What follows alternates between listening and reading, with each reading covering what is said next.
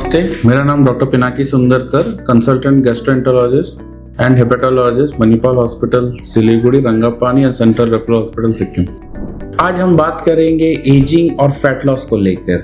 जैसे लोग कहते हैं कि जैसे जैसे आपकी उम्र बढ़ती है आपका मोटापा कम नहीं होता और आपके शरीर में से चर्बी कम नहीं हो पाती है। इसके बहुत सारे कारण हैं, बट हम 2 या 3 महत्वपूर्ण कारणों के बारे में चर्चा करते हैं। जैसे जैसे उम्र बढ़ता है या पुरुष या स्त्री, उनके जो हार्मोनल जो पीक होता है वो धीरे धीरे 40 साल की उम्र के बाद कम होना शुरू हो जाता है। मेल के लिए टेस्टोस्टेरोन एंड फीमेल के लिए एस्ट्रोजन, ये हार्मोन जो शरीर के अंदर मसल मास बनाते हैं, इनका जो लेवल होता है वो 40 साल के बाद धीरे धीरे कम होना शुरू होता है। इसलिए 40 साल के बाद वजन कम करना मुश्किल होता है। दूसरा, इंसुलिन, जिसको हम लोग एक एनाबॉलिक हार्मोन कहते हैं, इसका भी मात्रा शरीर में कम होता है।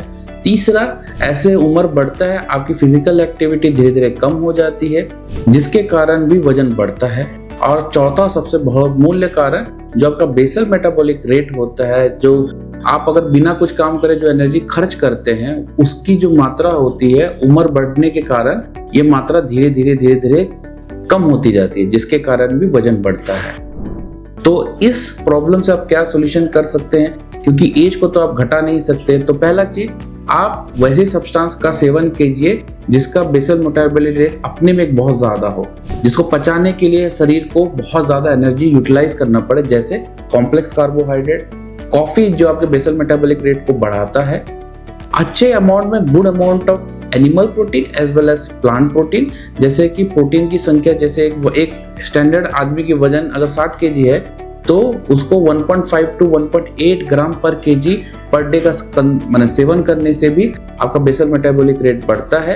और आप सेडेंटरी लाइफस्टाइल से अपने फिजिकल एक्टिविटीज बढ़ाइए।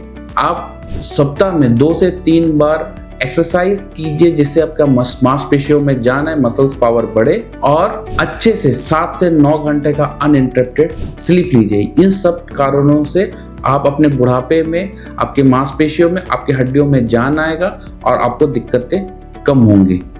धन्यवाद, नमस्ते।